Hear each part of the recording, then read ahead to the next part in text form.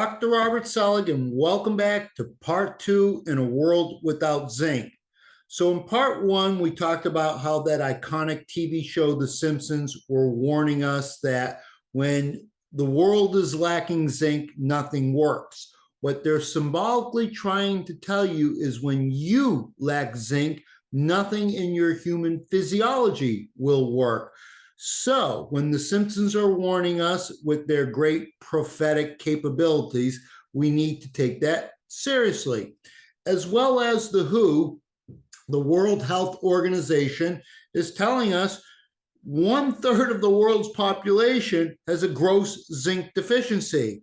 Now, I'm on record saying that most of the world's population today is walking around with marginal, subtle zinc deficiencies. However, that will never be recorded or detected on your typical lab test that we have available to us today. So we're all walking around with these marginal, subtle zinc deficiencies, yet there is not one test that can really isolate that zinc deficiency. However, when we use serial hair tissue mineral analysis over time, that will reveal that zinc deficiency. Let me explain. Now, most of the adults today are what we call in a sympathetic dominant pattern. When you're in a sympathetic dominant pattern, you'll never detox. You have to be in parasympathetic for the detoxification to happen. Again, most of the tests that we see, most of the adults that I test are in sympathetic dominant, as well as most adults are what we call poor eliminators, meaning they're retaining and holding on to these toxic metals. So why are they holding on and retaining these toxic metals? The most common reason would be because most of the adults in our population today have what we call kidney congestion, meaning the microtubules in the kidneys are showing signs of fibrosis.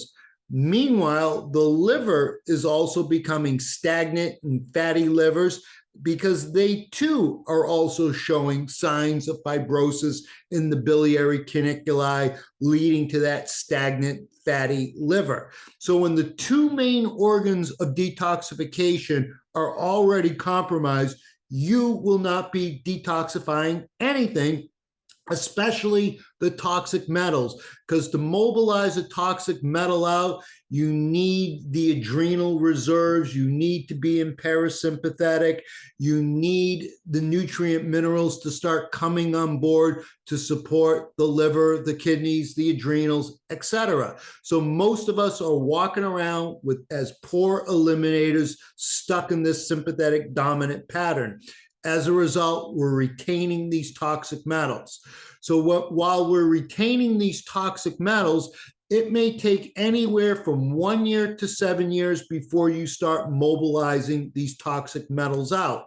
And when the toxic metals come out, for example, when that mercury starts to come out and we see it going high on that hair analysis, then we usually see that zinc coming down because the toxic metal is coming out. Zinc is taking its parking space back in the enzyme binding space in all the organs, tissues, and glands, hence revealing the zinc coming down on a hair analysis, which is actually very favorable because now the zinc that you do have is starting to kick in.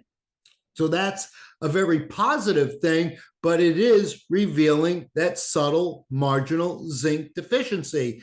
And if you're your typical adult and you don't have a lot of chronicity, minimum 1 year before you start mobilizing metals out. If you're your typical adult with some chronic issues, minimal, it'll take 3 to 5 years before you start mobilizing these toxic metals out. And if you're an older adult, 50 or older with some chronic issues, minimal 7 years before you start mobilizing these toxic metals out. So anywhere from 1 year to 7 years before the toxic metals come out, revealing that zinc deficiency. So as mineral practitioners, we need to be patient and we always need to have a keen eye on zinc and watching it fluctuate through a mineral detoxification program. Because typically when we read the hair analysis, most people's zinc, even though they're poor eliminators, even though they're in a sympathetic dominant pattern, their zinc levels are usually around that optimal range. That's going to give you a false sense of security about zinc, because we got to get these toxic metals out. So I've been on record also saying that there is a war on zinc, as the Simpsons are telling you this, as the WHO is telling you this, as I'm telling you this. But look at your soil. The most common deficient mineral in your soils today is zinc. So we see that the foods that we do eat, even if you're eating a very rich zinc diet, you're lucky if 10% of that zinc that you're eating from your diet will even be absorbed, because for zinc to be absorbed, you got to have stomach acid, you got to have the pancreas pumping out its pancreatic juices, and you got to have bile. And if you don't have those three things working, you will not absorb zinc. That's most of the adult population today.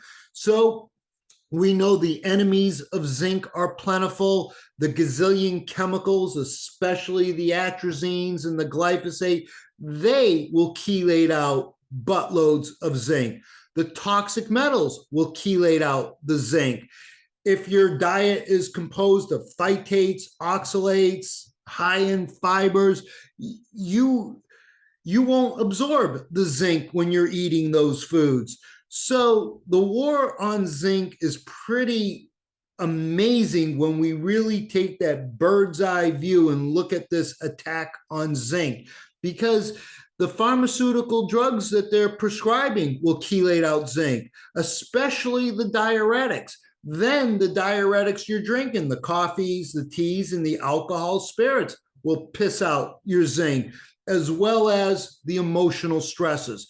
How many of us are under tons of emotional stresses? That alone will deplete the zinc pool in you. So the body is absolutely deficient in zinc. And when you are deficient in zinc, nothing in your human physiology will be working where it should be working at. So this is why we need to have a deeper understanding of zinc and the enemies of zinc, and understanding how zinc is being utilized so we can address better absorption while we're working the pancreas, the liver, the stomach, so we can get better utilization of zinc absorption. Now, in the last, in part one, this is part 2A. In part one, I talked about zinc's role in its catalytic function. We looked at a few of these enzymes, but there's over 300 zinc catalytic enzymes and co-catalytic function. We talked about zinc's role as a cell signaling molecule, very obvious when we see the autistic children, where they always have low zinc, high copper, high toxic metals. Now, typically, the children are always mobilizing out these toxic metals, and the children are always showing low signs of zinc. So we know that children will see the zinc deficiency almost immediately, or at least within 1, 2, or 3 hair tests. But with an adult, anywhere from 1 to 7 years before that zinc deficiency is revealed. So also in part one, we talked about zinc's role in the immune system, adaptive immunity, innate immunity, and barrier function. So we know how important zinc is in human physiology, but in part 2A, this part, I want to talk about zinc's role as a structural component. And the zinc finger is the perfect example of zinc's role in that structural activity for these zinc fingers. So let's look at these zinc fingers. So let's get to it. What exactly is a zinc finger? So first of all, these zinc fingers are fascinating proteins that make up 10% of all the proteins in your body. In fact, 1,000 genes in the genome have zinc finger parts regulating the genes, turning them on, turning them off, doing their thing.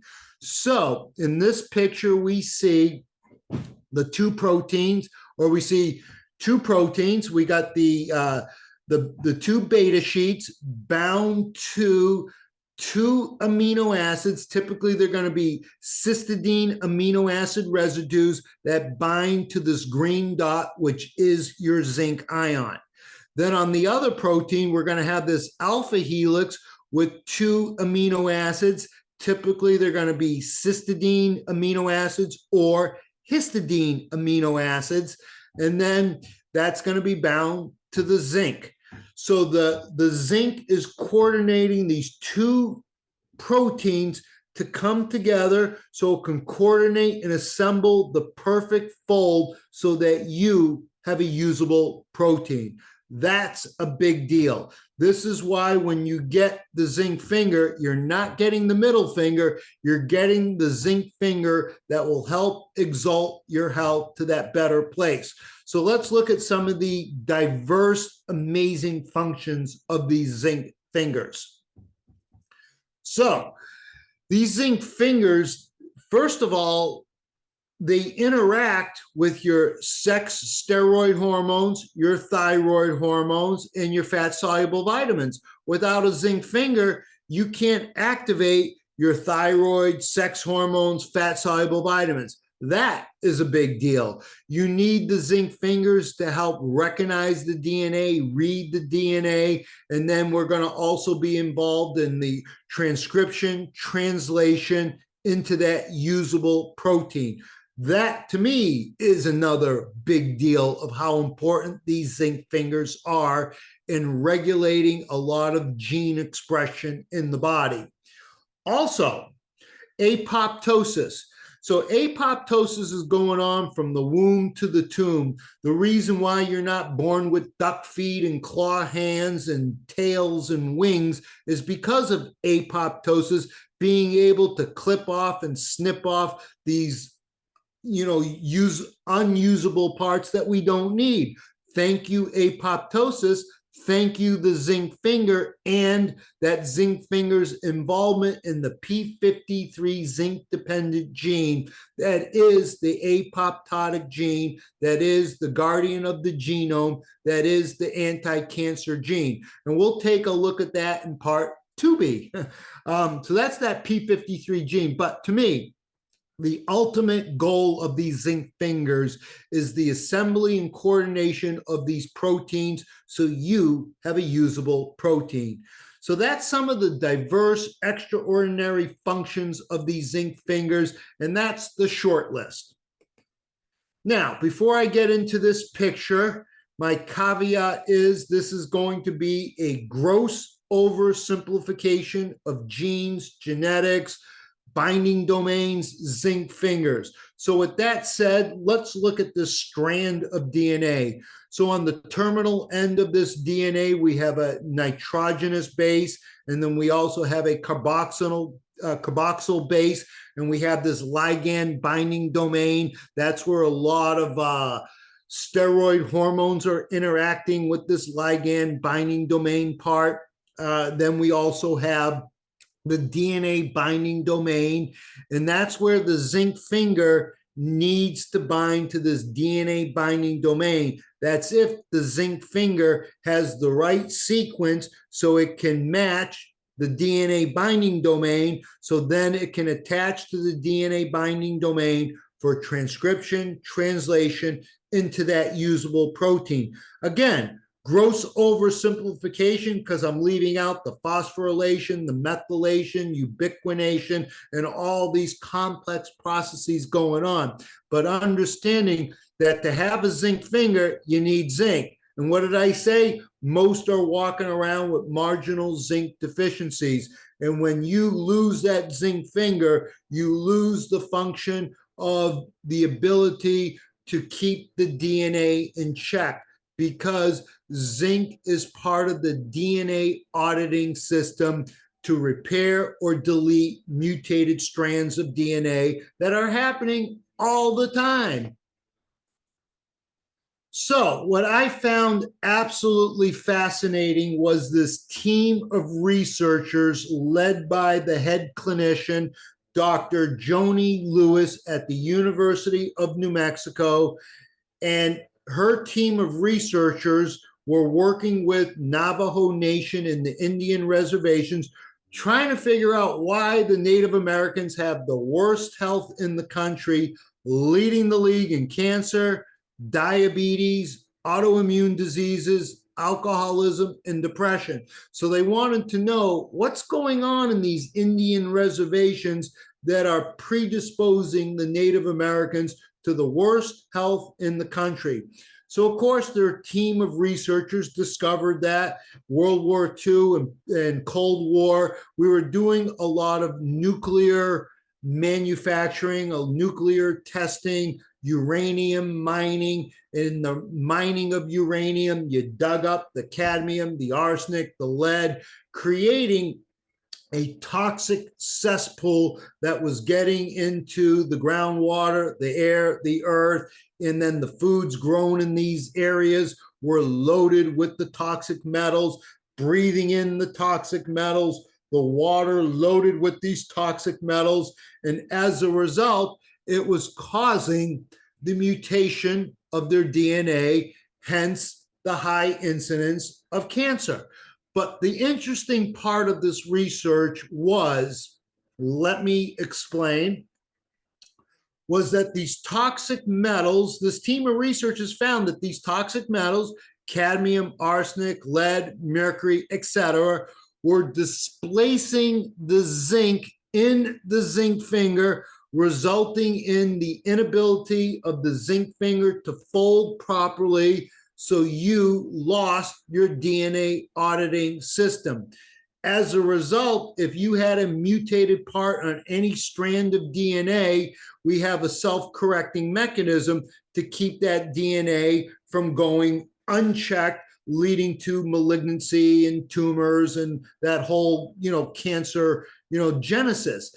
So on the DNA binding site, we have that zinc finger that has to bind to that DNA site so that protein can cause the cell to become arrested, to repair it or delete it. So what happens if you're deficient in zinc because these heavy metals are kicking out the zinc, displacing the zinc, blocking the zinc, resulting in the zinc finger not being able to fold properly, so then it can't bind to that mutated strand of DNA. Therefore, the cancer goes unchecked, resulting in the high incidence of cancer amongst our Native Americans. But this is the fascinating research that this team of clinicians were bringing the attention that it's the toxic load is causing these diseases. These toxic loads are displacing the zinc in the enzyme binding site.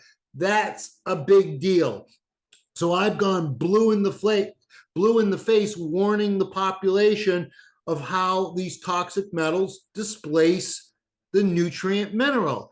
In fact, 1 ion of mercury will displace 1,000 ions of zinc.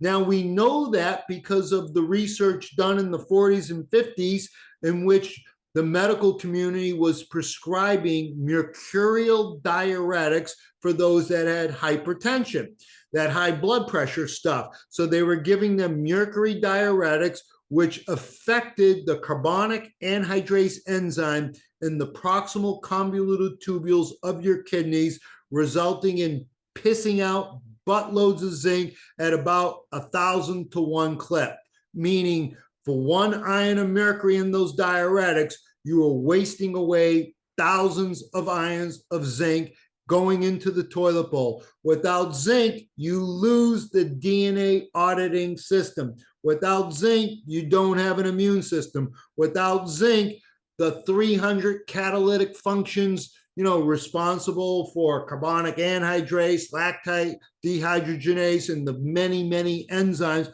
will all be compromised, resulting in the poor health and the plethora of symptoms we see in today's world. But the bottom line is toxic metals displace the nutrient minerals, and when you're low in the nutrient minerals, these toxic metals will take those binding spaces in these enzymes, disrupting the enzyme so that protein can't fold, resulting in the carcinogenesis that we see today. So when Nixon waged a war on cancer in the 1970s, you would think that cancer would go down. In fact, cancer has skyrocketed to the point where in 2024, 1 out of 2 adults will get a cancer diagnosis. So the war on cancer has been a dismal failure. But what this team of researchers is bringing to the limelight is how these toxins are displacing, these heavy metal toxins are displacing the nutrient minerals, resulting in the plethora of symptoms we see in our population today.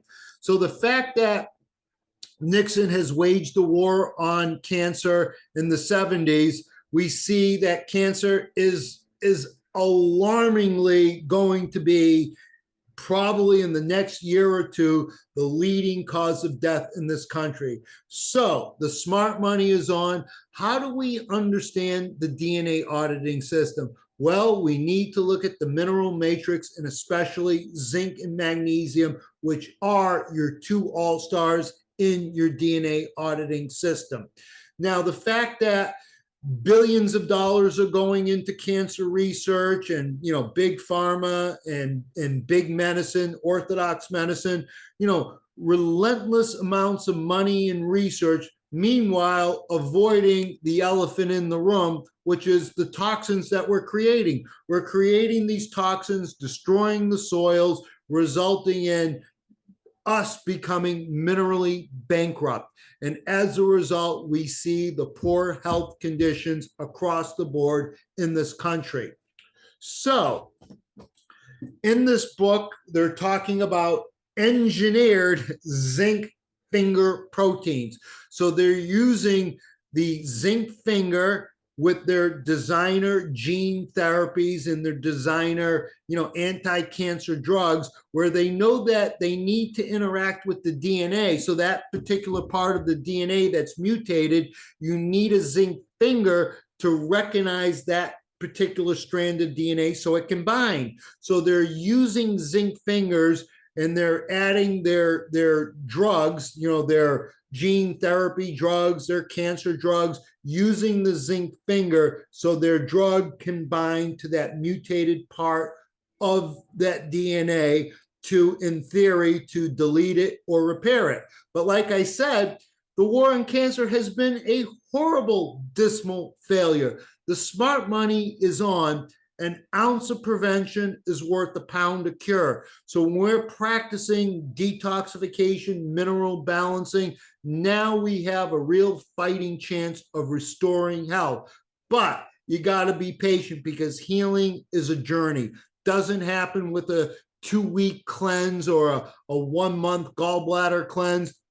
It takes time. We're dealing with calcification and fibrosis in the liver and kidneys that took many years for it to accumulate. It's going to take some time before we can reverse engineer the harmful effects of all this toxic sludge that has compromised the function of our liver and kidneys.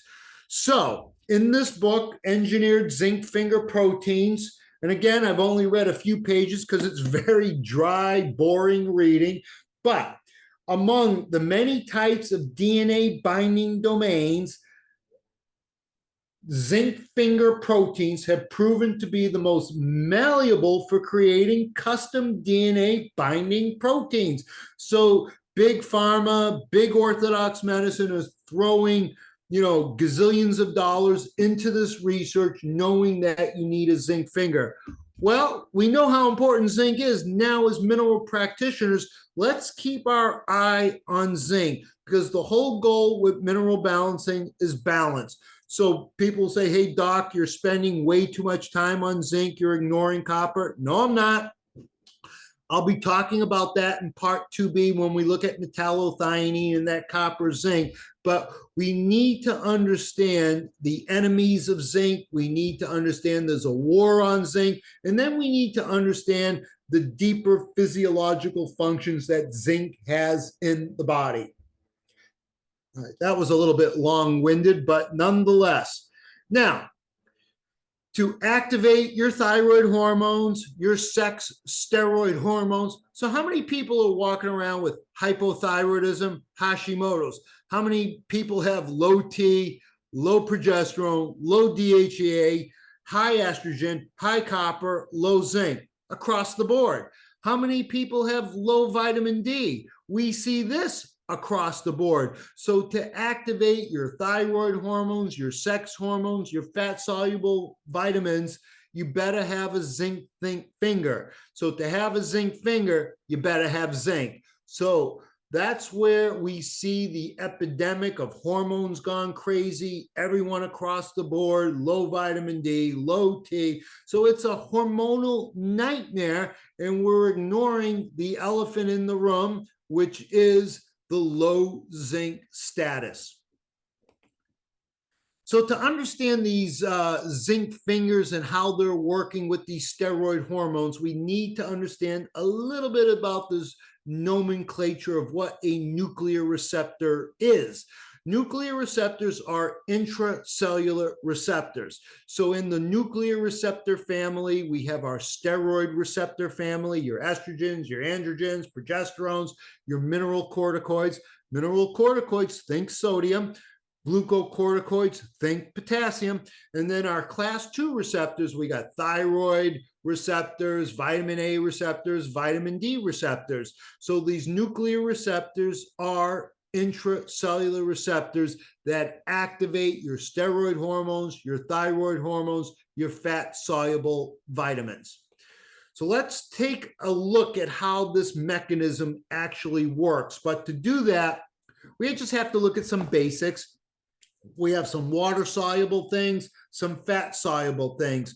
So anything that's water-soluble, your ions, your sodium, potassium, calcium, magnesium, zinc, all your mineral ions are water-soluble. Therefore, they all have to go through these protein channels.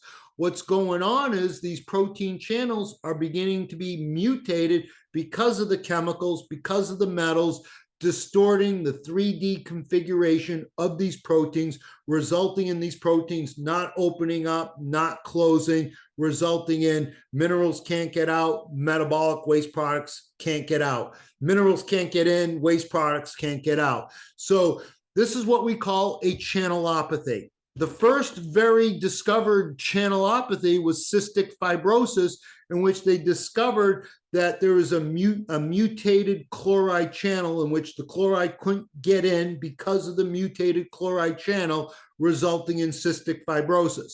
Then we also have diabetes, in which the glucose has to go through these protein channels, because anything large in charge has to go through a protein channel, and glucose has to go through these protein channels as well. And diabetes is also another example of a channelopathy. So channelopathies are a big deal because we see the low sodium, the low potassium, across the board.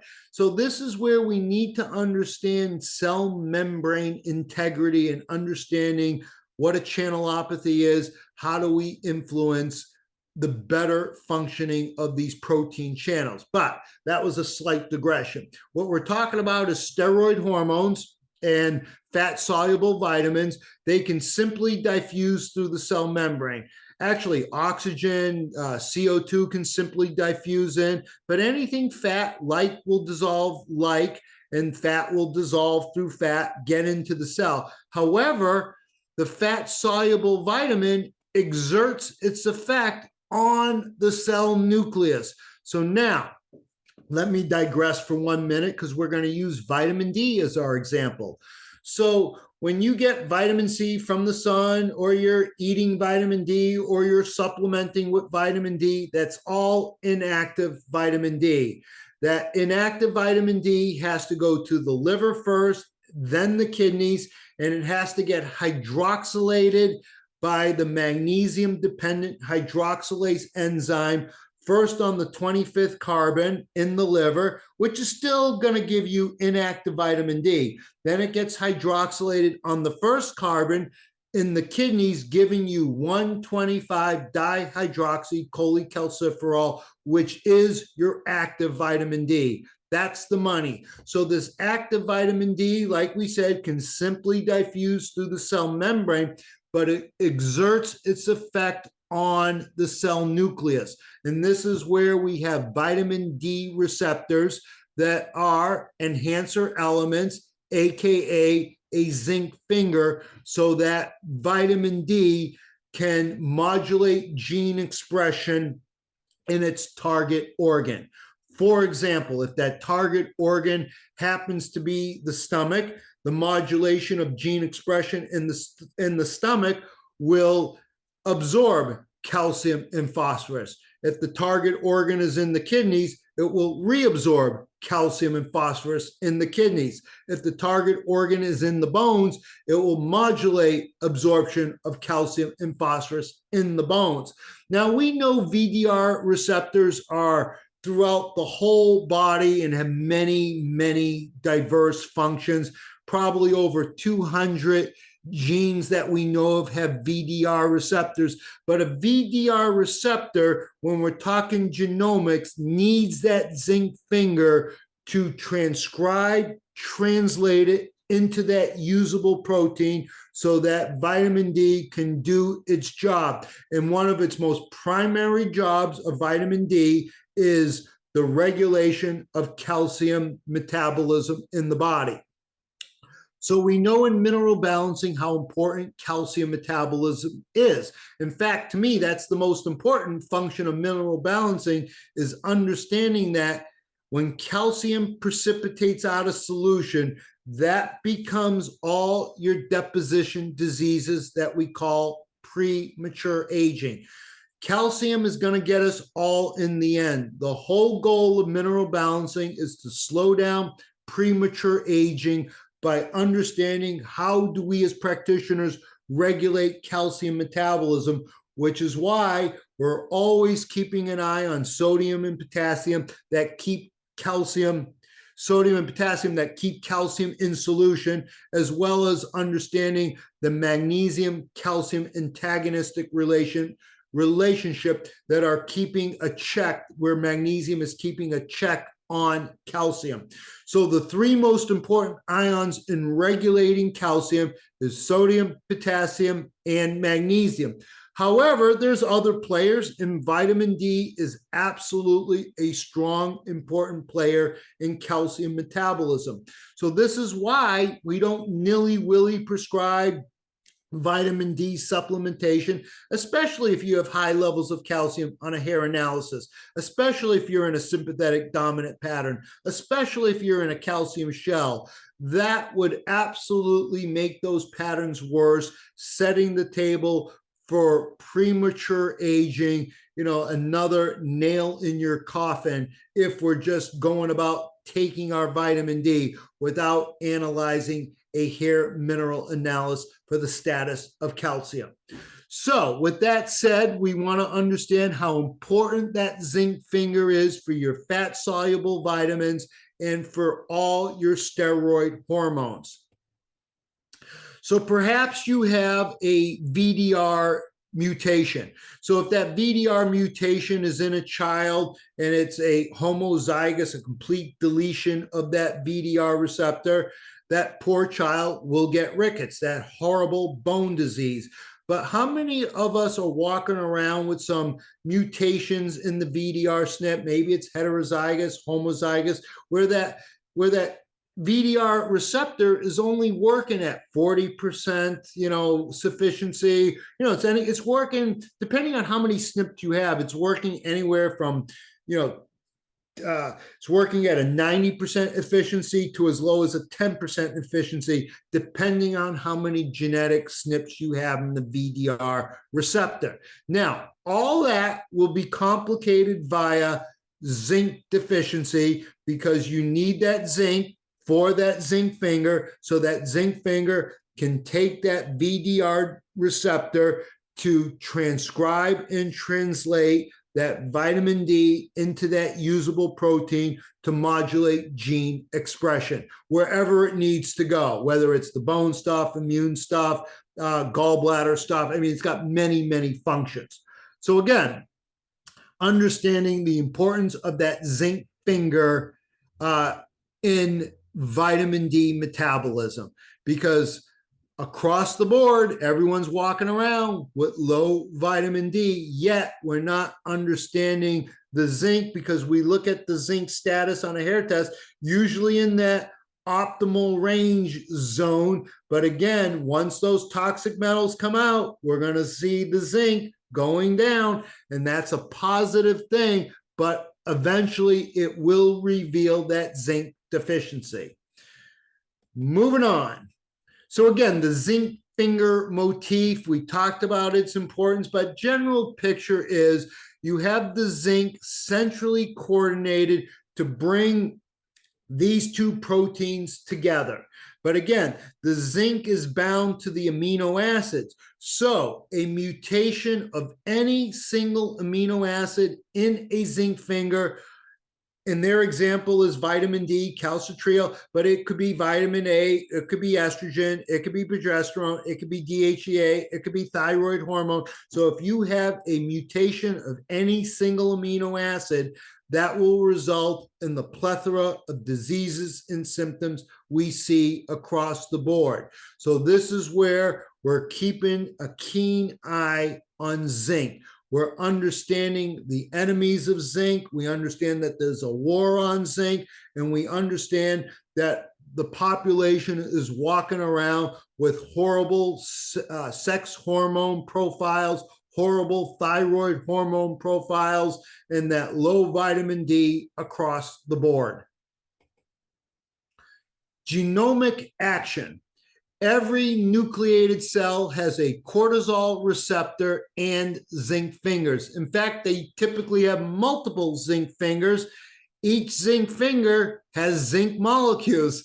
Well, that's obvious. So we got to understand how important the zinc is for the zinc finger in activation of cortisol, thyroid hormone, fat-soluble vitamins, adrenal androgens, and this cortisol receptor, a glucocorticoid response element, that is a zinc finger. Hormone response elements, that is a zinc finger. So understanding a little bit of this terminology, keeping that spotlight on zinc as we're always focusing on balance. So this doesn't mean you run out and take 150 milligrams of zinc daily because you heard zinc is good for the genome. No, that would be stupid. We're always talking about balance. We want to be able to build up the zinc pool by understanding how to improve zinc absorption, how to understand the enemies of zinc, how do we understand the detoxification of these heavy metals so that zinc can take its parking space back. So in part 2, we're going to strongly look at cancer. We're going to look at that p53 gene, the guardian of the genome. We're going to look at that copper, zinc, and metallothionein. And we're also going to look at some hair tissue mineral analysis patterns showing that zinc deficiency, especially in the children. And we're going to look at some of that with the adults.